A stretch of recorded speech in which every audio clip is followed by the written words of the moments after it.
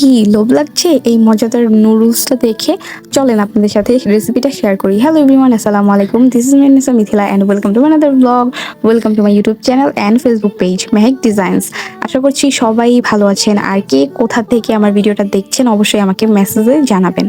যাই হোক, এইখানে আমি নুডলসের জন্য ফার্স্টে কয়েক পিস মাংস আর হচ্ছে চিংড়ি মাছ ভালো মতো ধুয়ে ক্লিন করে পিস পিস করে কেটে নিয়েছি। সাথে কিন্তু রসুন কুচি ছিল, পেঁয়াজ কুচি ছিল, টমেটো কুচি ছিল আর কয়েক পিস কাঁচামরিচ ছিল।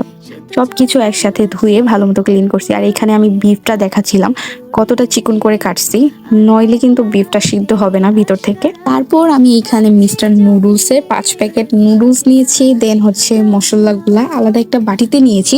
সাথে আমার কিছু সিক্রেট ইনগ্রিডিয়েন্টস এই মশলার সাথে মিক্স করে দিয়েছি। তারপর গোলমরিচের গুঁড়ো ভালো মতো ভেজে পিস্তাদানিতে গুঁড়ো করে নিছি। দেন হচ্ছে একটা কড়াইতে পরিমাণ মতো তেল দিছি। তারপর গরম তেলের মধ্যে বিফগুলা ছেড়ে দিছি।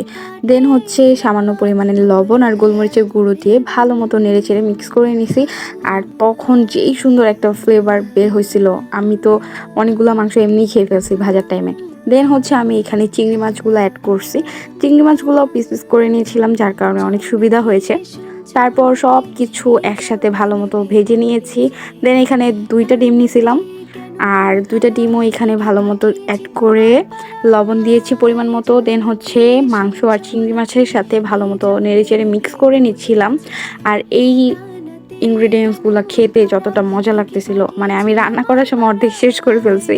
তারপর এখানে অল্প পরিমাণ পেঁয়াজ কুচি দিয়ে ভালো মতো মিক্স করে নিছি ফার্স্টে।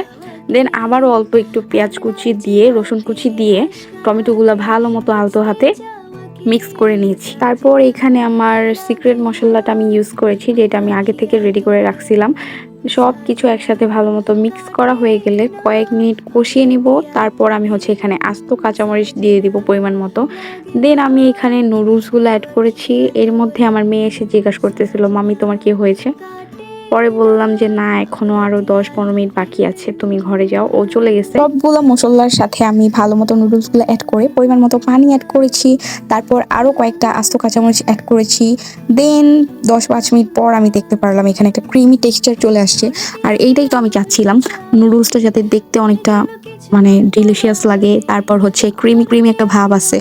আর এই তো আমার নুডলসটা অলরেডি রান্না করা হয়ে গেছে, আর এখন আমরা সার্ভ করব, খাবো। এই তো এখানে বেশ ভালো পরিমাণের মানে চিকেন আর হচ্ছে বিফ ছিল, আর এত বেশি গরম ছিল। আর এখন বাজে প্রায় 3টা 18। 3টা 18 বাজে। কি রে বাবু, মজা কেমন লাগছে তোমার কাছে বলো তো? আবার ওইরকম করে রিভিউটা দাও তো, অফ ক্যামেরাতে যেভাবে দিছো কেমন হয়েছে বলো। কে বলো? বিসমিল্লাহ। কেমন হয়েছে বলো। পড়তেছে, তোমারটা পড়তেছে দেখতেছি। মাশাআল্লাহ। এবার বলো, খেয়ে বলো। ওই তো ঢং করতেছে, বলো। আমার দিকে তাকাও। বাবা বলো তো, নুডলসটা তোমার কেমন লেগেছে? মজা, অনেক মজা। তুমি খাচ্ছো? Very good. তুমিও খাচ্ছো? ভালো। এবার আমি খাই। আসলে আমরা 3জনই নুডলস অনেক বেশি পছন্দ করি, আর আমি হচ্ছে নুডলসটা ডিফারেন্ট ভাবে এক্সপেরিমেন্ট করতে অনেক বেশি পছন্দ করি। দ্যাটস ওয়াই ওদেরকে মাঝে মধ্যে বিফ দিয়ে বা চিকেন দিয়ে বা শুধু চিংড়ি দিয়েও খাওয়াই। যাই হোক, আজকের ব্লগটা আপনাদের কেমন লেগেছে অবশ্যই সবাই কমেন্ট সেকশনে জানাবেন। আর সবাই ভালো থাকবেন, সুস্থ থাকবেন, আমাদের জন্য অবশ্যই দোয়া করবেন। আল্লাহ হাফিজ, থ্যাংকস ফর ওয়াচিং।